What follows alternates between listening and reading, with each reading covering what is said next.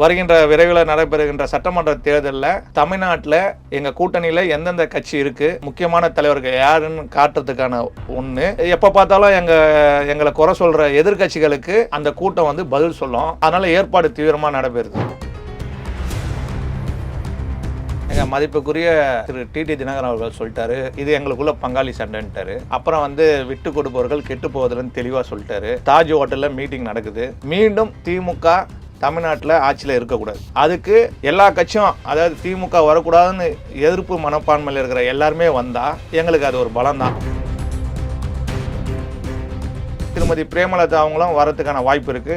அதுக்கு தான் வந்து தேர்தல் பிரதிநிதியா மத்தியில இருந்து பிஜேபியில பார்லிமெண்ட் போர்டு குழுன்னு ஒன்று இருக்கு. அதுதான் கட்சியோட உயர்மட்ட குழு. அதுல இருந்து 3 பேர் அமைச்சுக்கிறாங்க பிரதிநிதியா. மரியாதைக்குரிய பியூஷ் கோயல், திரு அர்ஜுன் ராம் மேக்வால், இன்னொருத்தர் வந்து அந்த முரளி மோகல். அவங்க அதுக்கான ஏற்பாடு பண்றாங்க.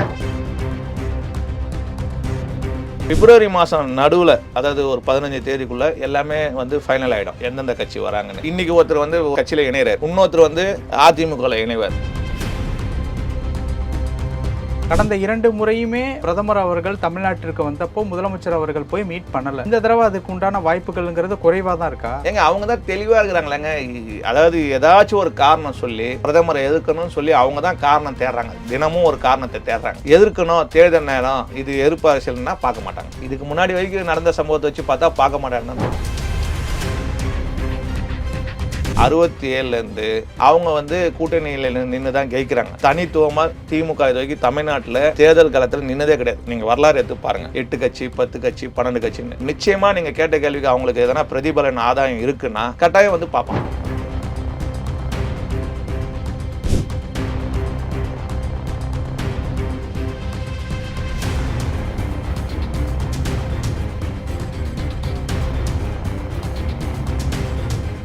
ரியல் ஒன் நேயர்களுக்கு வணக்கம். இன்று நம்மளுடைய நேர்காணலுக்கு பாஜகவின் சிறுபான்மையினர் ஜான் பீட்டர் அவர்கள் இணைஞ்சிருக்காங்க. சார் வணக்கம். வணக்கங்க. எப்படி இருக்கீங்க? நல்லா இருக்கிறேங்க. முதல்ல உங்கள் சேனலில் எல்லாருக்கும் நான் வணக்கத்தை தெரிவித்துக் கொள்கிறேன். இந்த சேனல் மூலமாக 23ஆம் தேதி எங்கள் உலகின் ஈடு இணையற்ற தலைவர் மாண்புமிகு பாரத பிரதமர் மோடி அவருடைய கலந்து கொள்கிற கூட்டத்துக்கு பொதுமக்களுக்கும் தமிழக வாக்காளருக்கும் நான் அழைப்பு கொடுக்குறேங்க. ஓகே, மகிழ்ச்சி. இப்போது 23ஆம் தேதி மோடி அவர்கள் தமிழ்நாட்டிற்கு வர்றாங்க. இப்போ இந்த வர்றதில் நிறைய இடத்துல வந்து பேனர் வைப்பீங்க, நிறைய இடத்துல போஸ்டர், இந்த மாதிரி விஷயங்கள் வந்து ஒட்டுவீங்க. இப்போது இதில் கொஞ்சம் லேட் பண்ணாலும் அதிமுக காரவங்களுக்கும் உங்களுக்கும் ஒரு சின்ன ஒரு போட்டி, என்னதான் கூட்டணியில் இருந்தாலும் அந்த விதத்தில் ஒரு போட்டி ஒன்று வர்றதா கேள்விப்பட்டேன் மெயின் சைடில். அது உண்மையா? அதெல்லாம் பொய்யான தகவல். என்ன விஷயம்னா, நீங்கள் காலையிலேருந்து பார்ப்பீங்க, இன்னையோட நிகழ்ச்சிலாம் பார்த்தீங்கன்னா மரியாதைக்குரிய மத்திய அமைச்சரும் தமிழகத்தோட பிரதமர் மோடியோட பிரதிநிதியாக தேர்தல் பொறுப்பாளராக பியூஷ் கோயல் வந்துக்கிறார். அவரு இன்னைக்கு கூட்டணி கட்சி தலைவர்லாம் சந்திக்கிறாரு. பேனர் விஷயத்தில் நீங்கள் கேட்குற மாதிரிலாம் அந்த இடத்துல எந்த ப்ராப்ளம் இல்லை. ஏன்னா ஒரு பிரதமர் வரப்போ கூட்டணி கட்சி அவங்க முதலமைச்சர் வேட்பாளர் ப்ளஸ் அந்த கட்சியில் இருக்கிற எங்கள் கூட இருக்கிற தேசிய ஜனநாயக கூட்டணியில் இருக்கிற எல்லா கட்சியுமே பிரதமர் வரப்போ நாங்கள் இருக்கிறேன்னு காட்டுறதுக்கு போட்டுன்னு வைக்கிறது இயல்பு தான். அதுவும் இல்லாமல் அது நேஷனல் ஹைவே. எந்த இடம் சார்? மதுராந்தகங்க. நேரடியாக அது இங்கேருந்து சென்னையிலேருந்து போகிறப்போ வலது பக்கத்தில் வருது, ரோடு ஒட்டினா போலே வருது. அதனால் பேனர் வைக்கிற இடத்துல போட்டிலாம் கிடையாது, போஸ்டர் விளம்பரம்லாம் பிரச்சனை கிடையாது. அது நீங்கள் கேட்குற கேள்வி வந்து எதனால் இப்படி வந்ததுன்னு எனக்கு தெரியல. ஆனால் அப்படி எப்படியும் அந்த மாதிரி எந்த ஒரு விஷயமும் அங்கே நடக்கலை. நாங்கள் நேற்று முன்னதினம் போனோம், தொடர்ந்து எங்கள் நிர்வாகிகளும் அங்கே தான் இருக்கிறாங்க. அந்த கூட்டம் நடக்கிற இடத்த பார்த்தீங்கன்னா, வருகின்ற விரைவில் நடைபெறுகின்ற சட்டமன்ற தேர்தலில் தமிழ்நாட்டில் எங்கள் கூட்டணியில் எந்தெந்த கட்சி இருக்குது, முக்கியமான தலைவர்கள் யாருன்னு காட்டுறதுக்கான ஒன்று. 2வது, எப்போ பார்த்தாலும் எங்களை குறை சொல்கிற எதிர்கட்சிகளுக்கு அந்த கூட்டம் வந்து பதில் சொல்லும். அதனால் ஏற்பாடு தீவிரமாக நடைபெறுதுங்க. ஓகே, மெயினாக வர்றதுக்கு உண்டான காரணம் இதுதான். ஆமாங்க, தேர்தல் நேரம் இல்லைங்க. ஓகே சார், இப்போது இருக்கக்கூடிய ஒரு சுச்சுவேஷன் படி பார்த்தோம் அப்படின்னா, என்டிஏ கூட்டணியில் முதல்ல டிடிவி தினகரன் அவர்கள் இல்லை அப்படிங்கிற மாதிரி வந்து சொன்னாங்க. இன்னைக்கு பியூஷ் கோயல் அவர்கள் கூட ஒரு மீட்டிங் வந்து போயிருக்கு. இந்த பக்கம் பார்த்தீங்கன்னா தேமுதிகவினுடைய பிரேமலதா விஜயகாந்த் அவர்கள், பொதுச் செயலாளர் பிரேமலதா விஜயகாந்த் அவர்கள், சுதீஷ், இவங்க எல்லாருமே வந்து பியூஷ் கோயலை வந்து மீட் பண்ணியிருக்காங்க. இந்த மீட்டிங் எப்படி, என்ன, அதை பற்றின விவரங்களை பகிர்ந்துக்கோங்க சார். எங்கள் மதிப்புக்குரிய திரு டிடி தினகரன் அவர்கள் சொல்லிட்டாரு, காலையிலேருந்து நீங்கள் பார்த்துருப்பீங்க ஊடகத்திலலாம், இது எங்களுக்குள்ள பங்காளி சண்டைன்ட்டாரு. அப்புறம் வந்து விட்டு கொடுப்பவர்கள் கெட்டு போவதில்லைன்னு தெளிவாக சொல்லிட்டாரு. தாஜ் ஹோட்டலில் மீட்டிங் நடக்குது, நீங்களே பார்த்துருப்பீங்க. ரெண்டாவது விஷயம் என்னன்னா, அரசியலை பொறுத்த வரைக்கும் நிரந்தர எதிரியும் கிடையாது, நிரந்தர நண்பனும் கிடையாது. அதுவும் தேர்தல் நேரத்தில் கூட்டணிகள் மாறும், காட்சிகள் மாறுன்றது இது ரொம்ப நாளாக நடக்கிற ஒன்று தாங்க. எங்களுடைய கொள்கை என்ன, நோக்கம் என்ன, மீண்டும் திமுக தமிழ்நாட்டில் ஆட்சியில் இருக்கக்கூடாது. அதுக்கு எல்லா கட்சியும், அதாவது திமுக வரக்கூடாதுன்னு எதிர்ப்பு மனப்பான்மையில் இருக்கிற எல்லாருமே வந்தால் எங்களுக்கு அது ஒரு பலம்தான். அதே மாதிரி தமிழ்நாட்டு வாக்காளர்கள் வந்து அந்த எதிர்ப்பாளையோட, அதாவது திமுகவுக்கு போடக்கூடாதுன்ற மனநிலையில் இருக்கிறவங்கள வந்து நாங்கள் எங்கேயும் சிதறண்டு போகாமல் ஒற்றுமையாக இணைக்கிறதுக்கான முயற்சிங்க இது. அதே மாதிரி நீங்கள் சொன்ன மாதிரி திருமதி பிரேமலதா அவங்களும் வரதுக்கான வாய்ப்பு இருக்குது. அதுக்கு தான் வந்து தேர்தல் பிரதிநிதியாக மத்தியிலேருந்து இது தேசிய கட்சின்றதால பிஜேபியில் பார்லிமெண்ட் போர்டு குழுன்னு ஒன்று இருக்குது. அதுதான் கட்சியோட உயர்மட்ட குழு. அதுலேருந்து 3 பேர் அனுப்பிச்சிக்கிறாங்க பிரதிநிதியாக. ஒன்று மரியாதைக்குரிய பியூஷ் கோயல், திரு அர்ஜுன் ராம் மேக்வால், இன்னொருத்தர் வந்து அந்த முரளி மொகல். அவங்க அதுக்கான ஏற்பாடு பண்ணுறாங்க. எங்கள் கட்சியை பொறுத்த வரைக்கும் மாநில தலைவர், அதிகாரமிக்க தலைவர் அண்ணன் நயனா நாகேந்திரன் அவர்கள் இருக்கிறாரு. மத்திய அமைச்சர் அண்ணன் முருகன் இருக்கிறாங்க. அப்புறம் தமிழ்நாடோட முக்கிய தலைவர் பொன்னார் அண்ணாச்சி. எல்லாருமே அது நீங்களே பார்த்துருப்பீங்க, அண்ணாமலை அண்ணன் எல்லாருமே முக்கியமான ஆள் தான். நயினார் அவர்கள் அண்ணாச்சின்னு தான் கூப்பிடுவீங்களா? இல்லை, பொன்னார் அவர்களை சொன்னேன். அண்ணாச்சின்னு தான் கூப்பிடுவீங்க.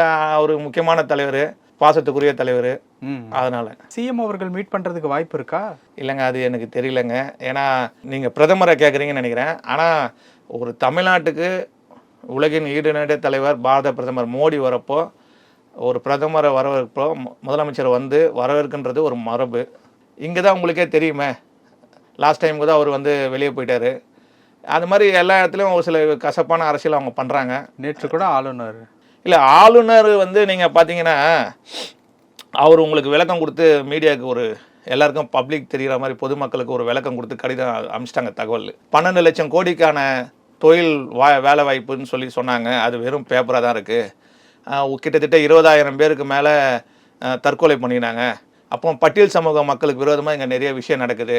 குறிப்பாக இளைஞர்கள், அதாவது மாணவர்கள் போதை பழக்கத்துக்கு அடிமையாக இருக்கிறாங்க.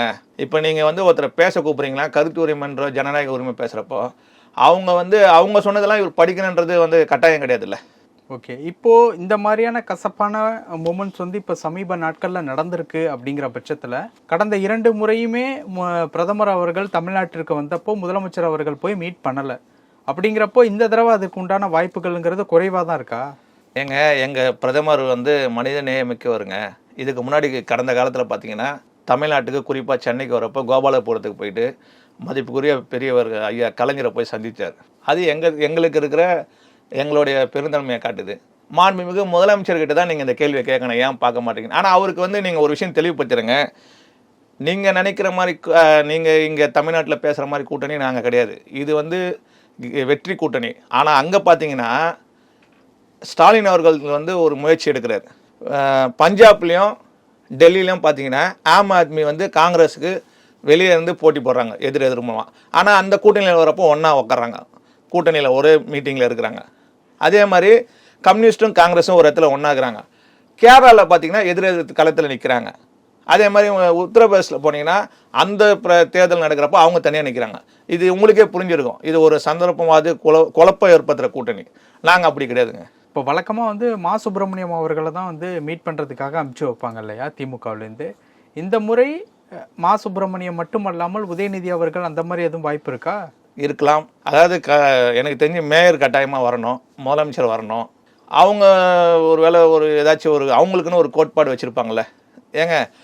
அதாவதுங்க, பிரதமர் வராரு, தமிழ்நாட்டுக்கு எவ்வளோ நல்லது பண்ணிக்கிறாரு அப்படின்னு நினச்சி பார்த்தா வரலாம். ஏதோ ஒரு காரணம் வந்து பிரதமரை எதிர்க்கணும்னு வராதவங்களாம் நம்ம போய் வந்து கூப்பிட்டுலாம் வர முடியாது இல்லைங்க. உதயநிதி அவர்கள் சந்திப்பதற்கு ஏதாவது ஒரு காரணம் இருக்குமா இந்த தடவை? ஏன்னா தேர்தல் வேற நெருங்கியாச்சு. அதாவது அவர் வந்து சந்தித்தார்னா மதிப்பும் மரியாதையும் கூடும், இல்லைனா பொதுமக்கள் சந்திப்பதற்கு உண்டான காரணம் ஏதாவது இருக்குமா? எனக்கு தெரியலங்க. உங்களுடைய யுகத்தான கேள்வி எனக்கு தெரியல. ஏன்னா லாஸ்ட் டைம் வந்து ஒரு தடவை வராங்க, ஒரு தடவை வராமல் போயிடுறாங்க. இதனால் எனக்கு கரெக்டாக அது சொல்ல தெரியல. ஏன்னா தெரியாத விஷயத்த சொல்லக்கூடாது. அதே மாதிரி முதலமைச்சருக்கு எப்படி பாதுகாப்பு இருக்கோ அந்த மாதிரி பிரதமருக்குன்னு ஒரு சில சிஸ்டமேட்டிக்காக யார் யார் பார்க்குறாங்க, எஸ்பிஜிலேருந்து அனுமதி வாங்கணும், பிஎம்ஓ ஆஃபீஸ்லேருந்து அனுமதி வாங்கணும், அதில் யார் யார் பார்க்குறாங்க பேர் கொடுக்கணும், அப்புறம் டைமிங் இருக்குது, ப்ரோக்ராம் கரெக்டாக இருக்கும், அதெல்லாம் உங்களுக்கே தெரியும். அதனால் அது வந்து விரைவில் தெரிஞ்சிருங்க. இப்போ இருக்கக்கூடிய சுச்சுவேஷன் படி பார்த்தோம் அப்படின்னா என்டிஏ கூட்டணியில் இப்போ வந்து ஆல்ரெடி இருந்த டிடிவி தினகரன் இருக்காங்க, தேமுதிகவும் இருக்காங்க, வந்துருவாங்க. அப்ப இந்த ரெண்டு தமாக வாசன் சார் இருக்கிறாரு, அது ஆல்ரெடி இருக்காங்க. நான் புதுசா ஆட் ஆகிறோம் புதுசா. அதான் சார், நீங்க வந்து இப்போ ஜனவரி மாசத்து பாதி கடந்துட்டோம், 20 தேதிக்கு மேல கடந்துட்டோம். பிப்ரவரி மாதம் நடுவில், அதாவது ஒரு 15 தேதிக்குள்ளே எல்லாமே வந்து ஃபைனல் ஆகிடும் எந்தெந்த கட்சி வராங்கன்னு. நீங்கள் ஒரு விஷயம் ஞாபகம் வச்சுங்க, இன்றைக்கி ஒருத்தர் வந்து ஒரு கட்சியில் இணைகிறார் திமுகவில், இன்னொருத்தர் வந்து அதிமுகவில் இணைவார். அப்புறம் வந்து இங்கே வந்து ஒரு ஒரு திமுக கூட்டணியில் ஒரு கட்சி போய் கூட்டணி பேசும். அவங்களுக்கு வந்து அந்த ஏரியாவில் வந்து ஏதோ சமுதாய ரீதியாவோ ஏதோ ஒரு செல்வாக்கு வச்சு ஒரு சீட்டு கேட்பாங்க. அங்கே இல்லைன்னு சொன்னால் நீ தரலையா நான் அந்த கூட்டணிக்கு போகிறேன்னு மாறுவாங்க. அதான் சொன்னேன், தேர்தல் நேரத்தில் கூட்டணிகள் மாறும், காட்சிகள் மாறும். ஓகே, காட்சிகள் மாறும். இந்த பக்கம் பார்த்தீங்க அப்படின்னா அந்த காட்சிகளுக்கு சாட்சியாகவே நிறைய பேர் வந்து இருக்காங்களே. அந்த திமுக கூட்டணியில் இருக்கக்கூடிய சில கட்சிகள் என்டிஏ கூட்டணி பக்கம் வரா மாதிரி இருக்கு அப்படிங்கிறது, அந்த மாதிரியான விஷயங்கள் எப்போ மாறப்போகுது? இன்னைக்கு தாங்க பேச்சுவார்த்தைலாம் நடக்குது. கட்டாயமாக வந்து பிரதமரோ டெல்லியிலேருந்து அமித்ஷாஜி அவர்களோ எங்கள் தலைவர் மாநில தலைவரோ இதுக்கான முயற்சியை தெளிவுபடுத்துவாங்க. அதுவும் இல்லாமல் தேர்தலுக்கான சிறப்பு பொறுப்பாளர் 3 பேர் இருக்கிறாங்க, அவங்களாம் பேசி முடிவு பண்ணுவாங்க. ஏன்னா இன்னும் கொஞ்சம் நாள் இருக்குது. உங்களுக்கு தெரியும், ஒரு 20-25 நாள் பிரச்சாரத்துக்கு டைம் கொடுப்பாங்க. ஒரு வாரம் 10 நாள் வேட்புமனு போடுறது, வாபஸ் வாங்கிறது இருக்கும். அதுக்குள்ளே இதெல்லாம் ஃபைனல் ஆகிடுங்க. இப்போது ஓவரால் சுச்சுவேஷன் படி பார்த்தோம் அப்படின்னா வந்து எலெக்ஷனுக்காக மட்டும்தான் இப்போ மோடி அவர்கள் வர்றாங்க. ஏங்க, பிரதமர் வர்றது தமிழ்நாட்டுக்கு, அவருக்கு வந்து இந்தியாவோட பிரதமருங்க, இது தேர்தல் டைமுங்க, அவர் வந்து இப்போ வந்து பேச வராருங்க. இந்த சுச்சுவேஷனில் திமுக சைடு யாருமே பார்ப்பதற்கு இப்போ வரைக்குமே வாய்ப்பு இல்லாமல் தான் இருக்கா ஓவராலாக? ஏங்க, அவங்க தான் தெளிவாக இருக்கிறாங்களேங்க. அதாவது ஏதாச்சும் ஒரு காரணம் சொல்லி பிரதமரை எதிர்க்கணும்னு சொல்லி அவங்க தான் காரணம் தேடுறாங்க. தினமும் ஒரு காரணத்தை தேடுறாங்க. அவங்க என்னைக்காச்சும் உலகின் ஈடு நன்னெடுத்த தலைவர். இப்போ நான் கேட்க வர்றது என்னன்னா, ஆதாயம் அளிக்கக்கூடிய ஒரு விஷயமா இருந்தால் சந்திப்பு நடக்குமா அப்படிங்கிற மாதிரி கேட்குறேன். அவங்க கட்டாயம் அந்த மாதிரிலாம் தான் பார்ப்பாங்க. ஏன்னா உங்களுக்கு வந்து பார்த்தீங்கன்னா, எங்கள் கூட கூட்டணியில் இருந்தாங்க, மத்தியில் திருப்பி காங்கிரஸ் கிட்ட போனாங்க. அதனால் அவங்களுக்கே தெரியும். ஏங்க, அவங்க 1967லேருந்து அவங்க வந்து கூட்டணியில் நின்று தான் ஜெயிக்கிறாங்க. தனித்துவமாக திமுக இது வரைக்கும் தமிழ்நாட்டில் தேர்தல் காலத்தில் நின்னதே கிடையாது. நீங்கள் வரலாறு எடுத்து பாருங்கள், 8 கட்சி 10 கட்சி 12 கட்சின்னு. சரிங்களா? நிச்சயமாக நீங்கள் கேட்ட கேள்விக்கு அவங்களுக்கு எதனா பிரதிபலன் ஆதாயம் இருக்குன்னா கட்டாயம் வந்து பார்ப்பாங்க. ஓகே, அப்போ இருக்கா? இப்போ எனக்கு தெரியலங்க. ஓகே, இப்போ இருக்கக்கூடிய சுச்சுவேஷன் படி பார்த்தோம் அப்படின்னா எலெக்ஷன் நெருங்கிட்டு இருக்கு. ஆல்ரெடி சிஎம் அவர்கள் டெல்லியில் போய் ஒரு தடவை வந்து மோடி அவர்களை போய் இப்போ வந்து பார்த்தாங்க. அப்போது ஒரு ஆதாயம் இருந்ததா செய்திகளில் வந்து பார்த்தோம். இப்போ நேராகவே வர்றாங்க அப்படிங்கிறப்போ அந்த மாதிரியான விஷயங்கள் ஏதாவது இருக்குமா அப்படிங்கிற மாதிரி தான் கேட்க வர்றேன். இல்லை, இது தேர்தல் நேரம், கட்டாயம் இருக்காது அந்த மாதிரிலாம். இப்போது சந்திச்சா, இப்போ நம்ம எலெக்ஷனுக்காக ஒரு கூட்டணி ஃபார்ம் பண்ணிட்டு தேர்தலை சந்திக்கிறோம். இப்போ நேரடியாக வந்து பாஜக எதிர்ப்பு அப்படிங்கிறது கடந்த 3 தேர்தல்களாகவே தொடர்ச்சியாக வந்து பண்ணிட்டு இருக்காங்க. அந்த ஸ்ட்ரென்த்தை குறைக்கிற மாதிரி இருக்குது அப்படிங்கிறதுனால தான் இந்த மாதிரியான சந்திப்பை தவிர்க்கிறாங்களா? நீங்கள் ஒரு விஷயம் ஞாபகம் வச்சுங்க, மக்கள்லாம் தெளிவாயிட்டாங்க. திமுக வந்து என்னதான் எதிர்த்தாலும் என்னைக்காச்சும் இது வாக்காளர் வந்து இந்தியா ஃபுல்லாவோ தமிழ்நாடு ஃபுல்லாவோ பிஜேபிக்காரன் வந்து எங்களை வந்து பாகிஸ்தான்கிட்ட மண்டிகிட்ட போட்டாங்க, சைனா கிட்ட வந்து எங்களை வந்து அடகு வச்சாங்கன்னு என்னைக்காச்சும் சொல்லிக்கிறானா? இந்தியா அப்படின்னாவே உணர்வுபூர்வமாக பிஜேபி தான் உங்களுக்கு ஞாபகம் வருது. நீங்கள் பார்த்துருப்பீங்க. நம்ம அரசாங்கம் அந்த அளவுக்கு, மத்தியில் இருக்கிற பிரதமரோட அரசாங்கம் வந்து அந்த அளவுக்கு தெளிவாக கிளியராக வந்து ஃபஸ்ட்டு நாட்டு நலன் தான் முக்கியம்னு இருக்குது. இவங்க வந்து நீங்கள் திமுகவை கேட்குறீங்க, அவங்கள பற்றி நான் சொல்ல தேவையில்லைங்க. இப்போ நேற்று ஒரு விஷயம் பார்த்துருப்பீங்க, எங்கள் கட்சியை ஆரம்பித்து புது தேசிய தலைவராக மரியாதைக்குரிய திரு நிதின் நபீன் அவர்களை உட்கார வச்சுக்கிறாங்க அந்த சீட்டில். அவருக்கு 45 வயசு.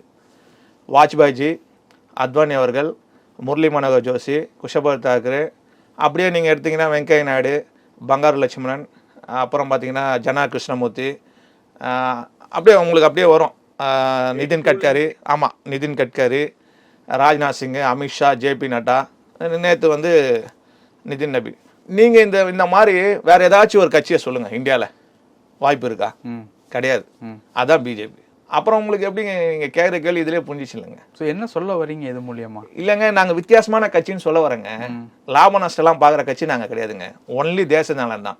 இப்போது இந்த ஃபார்மேட்டில் வந்து இது பண்ணிட்டு இருக்கீங்கல்ல, ஒரு கட்சியினுடைய ஸ்ட்ராங்கான ஒரு முகமாக இருந்தாலும் அந்த முகம் கட்சியினுடைய விதிமுறைகளுக்கு உட்பட்டு மாறும்போது அந்த கட்சியினுடைய வேகம் வந்து இன்னும் கொஞ்சம் குறையுதா? அண்ணாமலை அவர்கள் மாற்றம் செய்யப்பட்ட பிறகு நயினார் அவர்கள் வந்ததன் பிறகு பாஜகவினுடைய வேகம் குறைந்துள்ளதா அப்படிங்கிற மாதிரி கேட்க ஒன்றும் கிடையாதுங்க. ஏங்க இது வந்து என்னங்க திமுகவாங்க, கலைஞர் ஐயாக்கு அப்புறம் ஸ்டாலின் இல்ல சார். இது நிறைய விமர்சனங்கள்லாம் வந்து இல்லைங்க, வாரிசு அரசியல் கட்சி கிடையாதுங்க. யாரா இருந்தாலும் எங்க கட்சியில 3 வருஷம் தாங்க பதவி. விருப்பப்பட்டா தலைமை, அதாவது அதுக்குன்னு ஒரு கட்சியோட அமைப்புன்னு ஒன்று இருக்குங்க, 2வது முறை வரலாங்க. இதுல மாற்றம்லாம் ஒன்றும் இல்லைங்க. அண்ணாமலைன்னா அவருக்கான நேரத்தை முடிச்சுக்கிறாருங்க முழுமையா, அவ்வளோதான். இதுல என்ன இருக்கு? ஓகே. இப்போ ஃபைனலாக கேட்டு தெரிஞ்சுக்கக்கூடிய ஒரு விஷயம் என்ன அப்படின்னா வந்து சந்திப்பு நிகழ்வதற்கு தற்பொழுது வாய்ப்பு ரொம்ப கம்மியாக இருக்கு. யார்கிட்ட? மோடி அவர்கள்கிட்ட திமுக சம்பந்தப்பட்ட ஆட்கள் கூட. ஏங்க நான் தான் சொல்லிட்டேனுங்க, அரசியல் மாண்பு மரபுன்னு ஒன்று இருக்கு. அது அவங்க ஃபாலோ பண்ணுறதா இருந்தால் பார்ப்பாங்க. எதிர்க்கணும் தேர்தல் நேரம், இது எதிர்ப்பு அரசியல்னா பார்க்க மாட்டாங்க, அவ்வளோதான். எது அதிகமாக இருக்கு, ஆதாயமா எதிர்ப்பு அரசியலா? அவங்க திமுக கடைசி வரைக்கும் எதனா மாறுவாங்க. உங்களுக்கு என்ன தோணுது? இதுக்கு முன்னாடி வரைக்கும் நடந்த சம்பவத்தை வச்சு பார்த்தா பார்க்க மாட்டாருன்னு தான் தோணுது. யாருமே நீங்க மேயர் இந்த மாதிரி சொல்லி இல்லை, மேயர் வனத்துக்குரிய மேயர் பார்ப்பாங்க. அவங்க திமுக சார்பாக வந்து திரு மா சுப்பிரமணியம் வராரு, நான் பார்த்து அந்த மாதிரி வேற யாருன்னா கூட வரலாம். தலைமை கழக தலைவர்கள் யாரும் வர்றதுக்கு வாய்ப்பு கம்மியா தெரியலங்க, அந்த கட்சியை பற்றி எனக்கு தெரியல. பல விஷயங்கள் பேசணும். நேரத்துக்கு ரொம்ப நன்றி சார்.